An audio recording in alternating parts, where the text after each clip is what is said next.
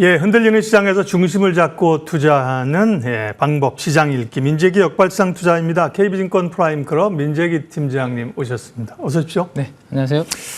지난주 가장 큰 이슈였던 잭슨홀 미팅이 끝났고, 시장은 긍정적으로 해석을 하고 있는 상황인데, 어쨌든 이제 금리 인하는 기정사실화 된 것 같습니다. 네. 폭과 시기는 이견이 좀 있긴 하지만요.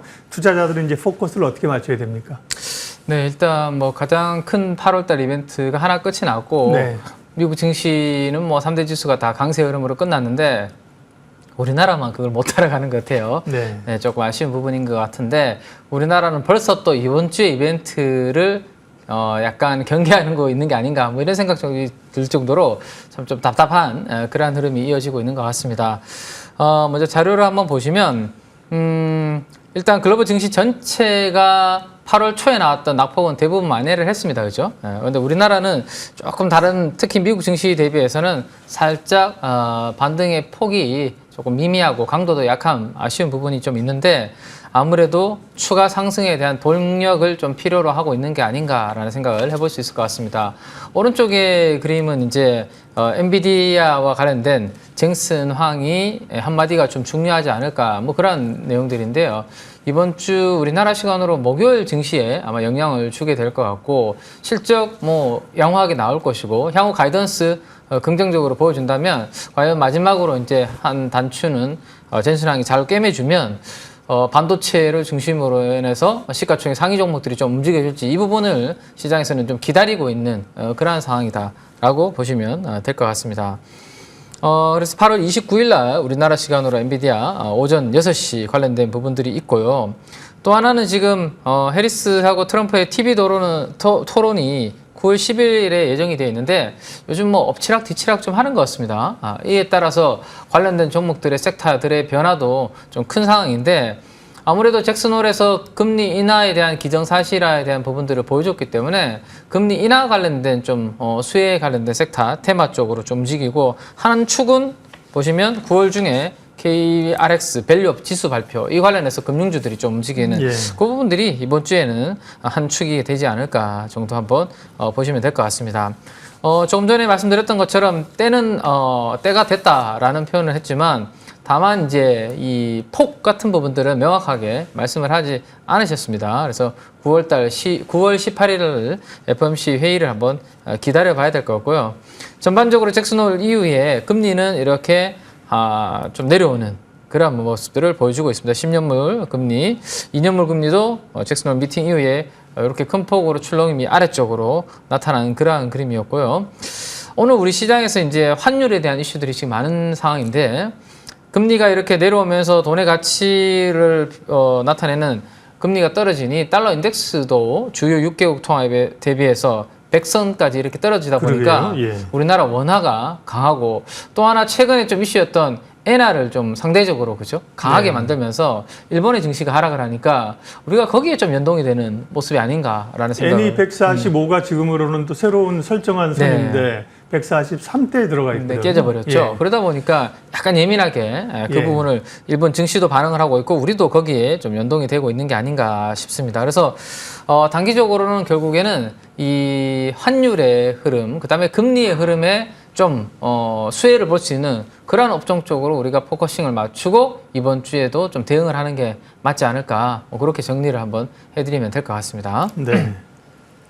상대적으로 말씀하신 것처럼 이제 해리스가 엄청 앞서가다가 트럼프가 또 반격이 좀 있지 않겠어요? 네네. 비트코인도 좀 오르고 계속 잘 가는 건 금이네요, 보니까. 네. 아무래도 금은 우리 주말 사이에 중동에서도 약간 이슈가 만들어지지 그렇죠. 않습니까?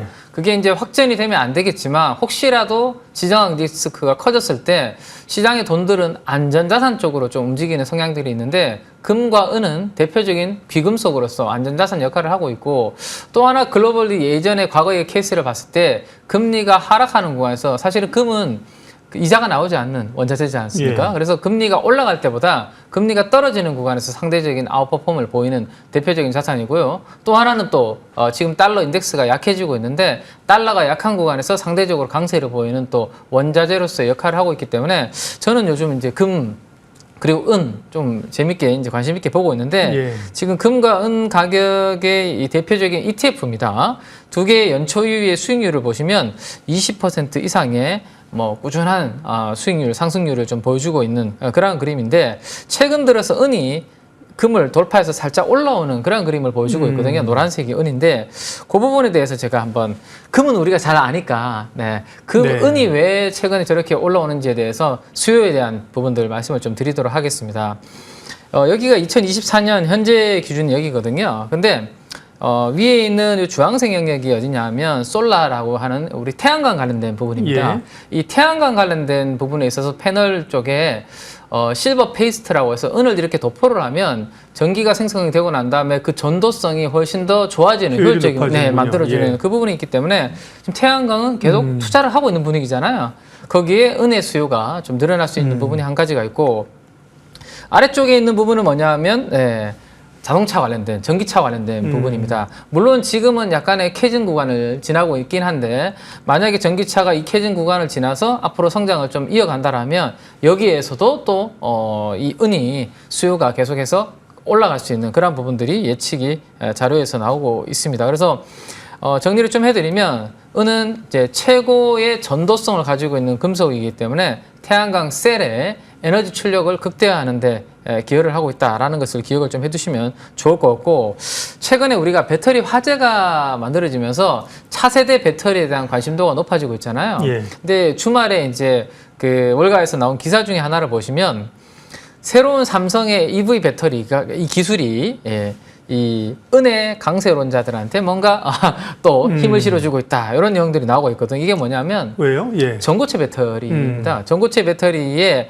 이 은을 투입을 하면 상대적으로 훨씬 더 또 효율이 올라가는 그런 부분들이 있다 보니까 전고체 배터리가 지금 당장은 아니지만 미래의 차세대 배터리로 지금 각광이 받고 있기 때문에 그러면 앞으로는 이쪽도 수요가 올라온다라고 생각을 하시면 될 것 같아요. 그래서 우리나라에 사실은 뭐 금강 관련주라고 하기는 좀 어렵죠. 사실은 국내에 그죠. 그래서 금강 관련주는 주로 미국 쪽에 상장되어 있는 기업들 중심으로 좀 보실 필요가 있고 은도 마찬가지입니다. 은도 은광 관련주라고 해서 연초위에 보시면 지금 30% 이상씩 이렇게 올라오고 있는데 대표적으로 다 미국에 상장되어 있습니다. 그러면 우리나라에서 굳이 좀 금과 은 관련된 종목들을 큰 종목에서 좀 찾는다라면 고려의 아연 정도가 네. 그죠? 네. 아연을 재련하는 네. 과정에서 부산물로서 네. 나오는 그런 맞아요. 부분 정도가 있고 돈 가격 올라도 네. 고려아연 수혜되고 맞습니다. 네. 그래서 금, 은은 뭐 미국에 있는 해외 기업의 금광 관련주를 하시거나 아니면 국내 ETF가 금, 은 또 ETF가 상장이 되어 있거든요. 네. 선물이. 그래서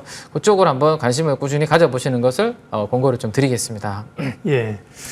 어쨌든 시장 이제 원자재 얘기도 말씀하셨는데 시장의 관심은 금리 인하의 속도와 폭 그리고 이제 그쪽으로 섹터들도 포커스를 맞춰야 되는 상황인데요.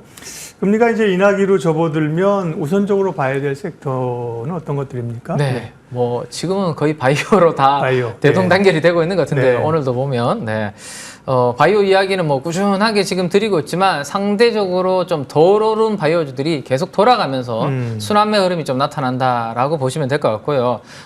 내년도까지 큰 그림은 지금 보시는 것처럼 위에 있는 검은색 그림은 미국의 10년물 국채 금리의 흐름입니다. 이게 올라갈 때는 미국에 상장되어 있는 바이오테크 ETF는 안 좋고요. 금리가 떨어질 때는 바이오 ETF 좋습니다. 그러면 앞으로 우리가 요 구간을 생각을 하고 있잖아요, 지금. 네. 그렇죠. 그러면 이 XBI라는 바이오 ETF도 이렇게 더 올라오지 않을까라는 것을 대부분 다 이야기를 하고 계시는 것 같습니다. 근데 지금 시점에서 1년 뒤를 본다면 여기거든요. 내년도 9월 달. 그러면 지금부터 한 2% 정도는 금리가 추가적으로 더 떨어지지 않겠냐라는 게 연준의 CME 패드워치에서 전망을 하고 있습니다.